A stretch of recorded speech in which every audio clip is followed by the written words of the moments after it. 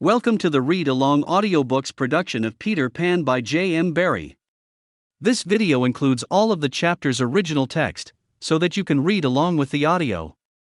Remember to subscribe with the notification bell turned on, so you will be notified whenever we post a new audiobook. Chapter 6. The Little House.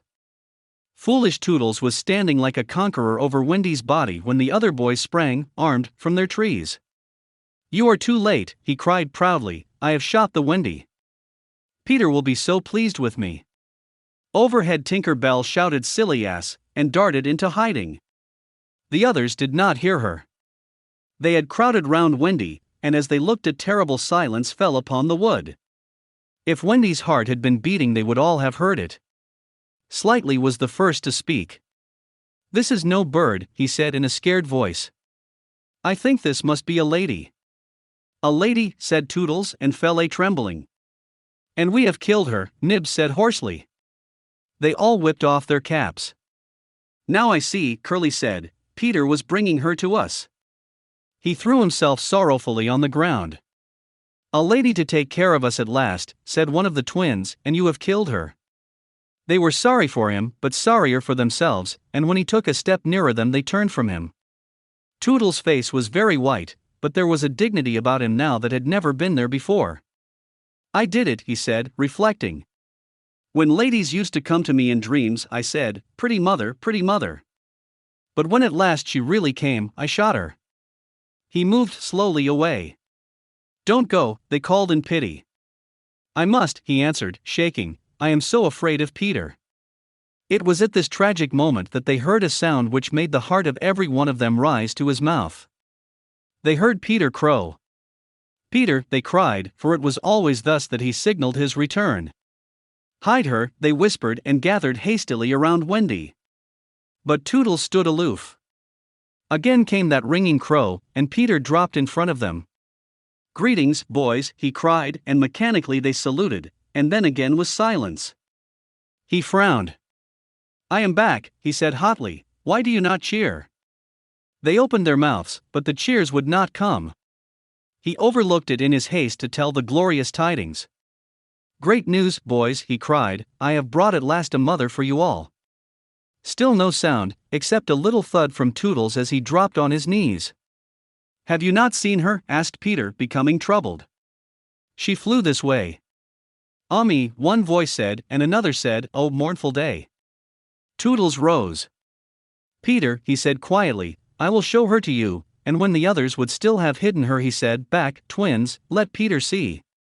So they all stood back, and let him see, and after he had looked for a little time he did not know what to do next. "She is dead," he said uncomfortably.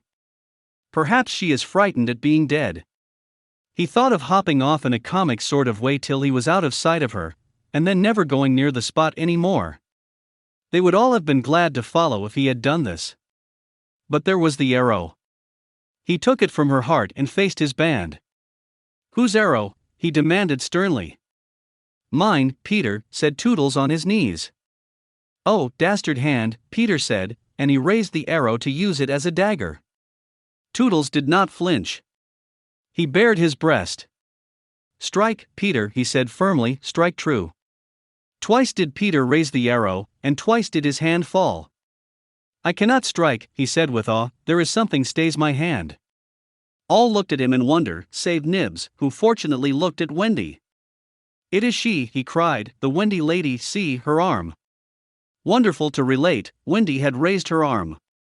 Nibs bent over her and listened reverently. "I think she said, 'Poor Toodles,'" he whispered. "She lives," Peter said briefly. Slightly cried instantly, "The Wendy lady lives." Then Peter knelt beside her, and found his button. You remember she had put it on a chain that she wore round her neck. "See," he said, "the arrow struck against this. It is the kiss I gave her. It has saved her life." "I remember kisses," slightly interposed quickly, "let me see it." "Aye, that's a kiss." Peter did not hear him. He was begging Wendy to get better quickly, so that he could show her the mermaids. Of course she could not answer yet, being still in a frightful faint, but from overhead came a wailing note. Listen to Tink, said Curly, she is crying because the Wendy lives. Then they had to tell Peter of Tink's crime, and almost never had they seen him look so stern. Listen, Tinker Bell, he cried, I am your friend no more. Begone from me forever. She flew onto his shoulder and pleaded, but he brushed her off. Not until Wendy again raised her arm did he relent sufficiently to say, well, not forever, but for a whole week. Do you think Tinker Bell was grateful to Wendy for raising her arm? Oh dear no, never wanted to pinch her so much. Fairies indeed are strange, and Peter, who understood them best, often cuffed them. But what to do with Wendy in her present delicate state of health? Let us carry her down into the house, Curly suggested. I said slightly, that is what one does with ladies. No, no, Peter said, you must not touch her. It would not be sufficiently respectful. That, said slightly, is what I was thinking. But if she lies there, Toodles said, she will die. Aye, she will die, slightly admitted, but there is no way out. Yes, there is, cried Peter. Let us build a little house round her. They were all delighted. Quick, he ordered them, bring me each of you the best of what we have. Cut our house. Be sharp. In a moment they were as busy as tailors the night before a wedding. They scurried this way and that, down for bedding, up for firewood, and while they were at it, who should appear but John and Michael? As they dragged along the ground they fell asleep standing, stopped, woke up, moved another step and slept again. John, John, Michael would cry, wake up. Where is Nana, John, and Mother? And then John would rub his eyes and mutter, it is true, we did fly. You may be sure they were very relieved to find Peter. Hello, Peter, they said. Hello, replied Peter amicably, though he had quite forgotten them. He was very busy at the moment measuring Wendy with his feet to see how large a house she would need. Of course he meant to leave room for chairs and a table. John and Michael watched him. Is Wendy asleep? They asked. Yes. John, Michael proposed, let us wake her and get her to make supper for us, but as he said it some of the other boys rushed on carrying branches for the building of the house. Look at them, he cried. Curly, said Peter in his most captainy voice, see that these boys help in the building of the house. Aye, aye, sir. Build a house? Exclaimed John. For the Wendy, said Curly. For Wendy? John said, aghast. Why, she is only a girl. That, explained Curly, is why we are her servants. You? Wendy's servants? Yes, said Peter, and you also. Away with them. The astounded brothers were dragged away to hack and hew and carry. Chairs and a fender first, Peter ordered. Then we shall build a house round them. I said slightly, that is how a house is built, it all comes back to me. Peter thought of everything. Slightly, he cried, fetch a doctor. I said slightly at once and disappeared, scratching his head. But he knew Peter must be obeyed, and he returned in a moment, wearing John's hat and looking solemn. Please, sir, said Peter, going to him, are you a doctor? The difference between him and the other boys at such a time was that they knew it was make-believe, while to him make-believe and true were exactly the same thing. This sometimes troubled them, as when they had to make believe that they had had their dinners. If they broke down in their make-believe he rapped them on the knuckles. Yes, my little man, slightly anxiously replied, who had chapped knuckles. Please, sir, Peter explained, a lady lies very ill. She was lying at their feet, but slightly had the sense not to see her. Tut, tut, tut, he said, where does she lie? In yonder glade. I will put a glass thing in her mouth, said slightly, and he made believe to do it, while Peter waited. It was an anxious moment when the glass thing was withdrawn. How is she? Inquired Peter. Tut, tut, tut, said slightly, this has cured her.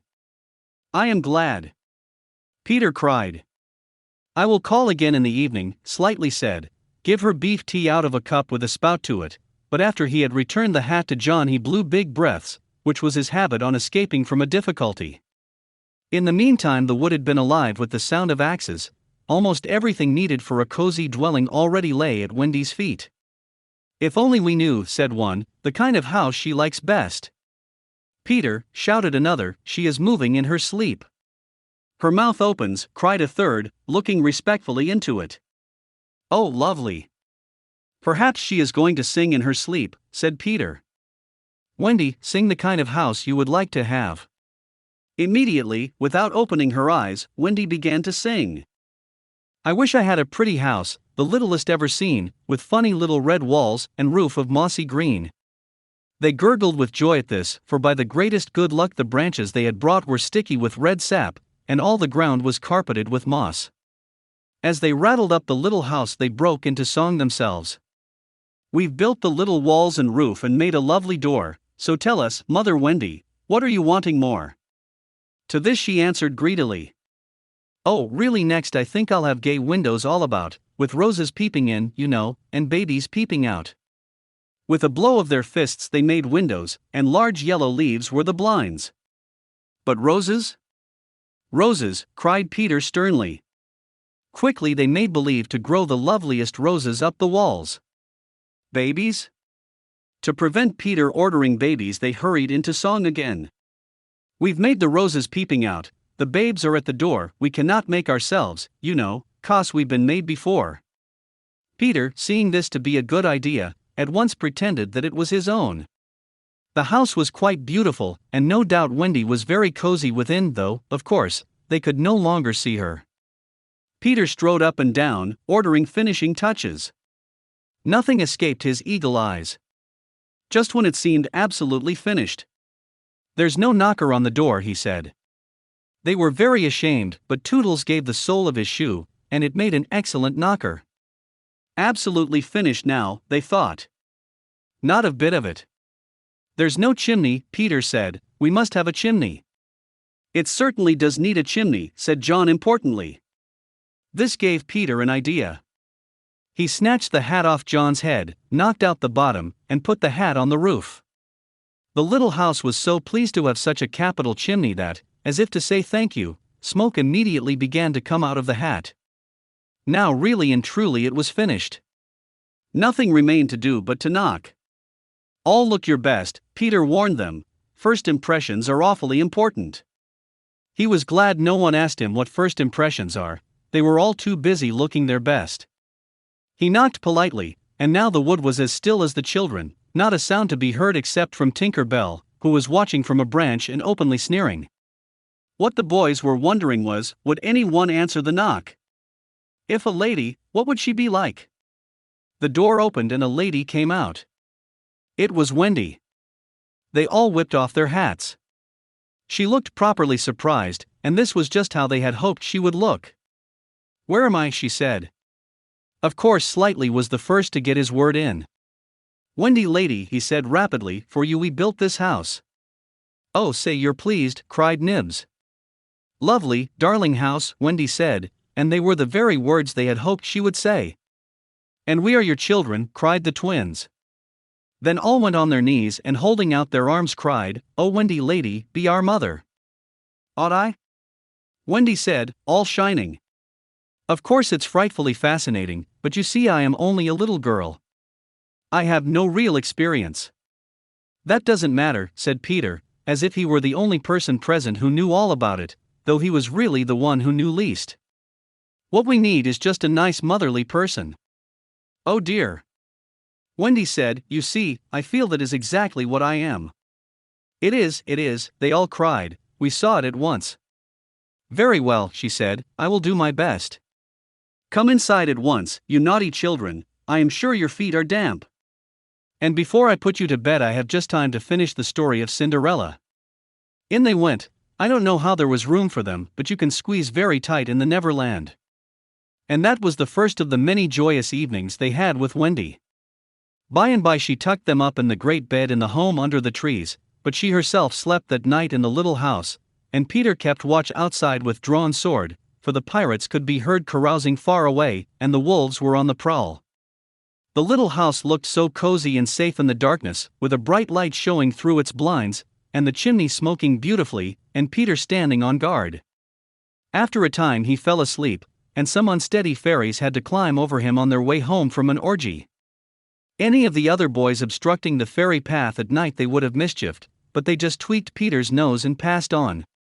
This is the end of the chapter. We have linked to the next chapter on this screen, or please feel free to visit our channel to explore the other titles we have available. Please remember to subscribe with the notification bell turned on, so you will be notified whenever we post a new audiobook. Thank you.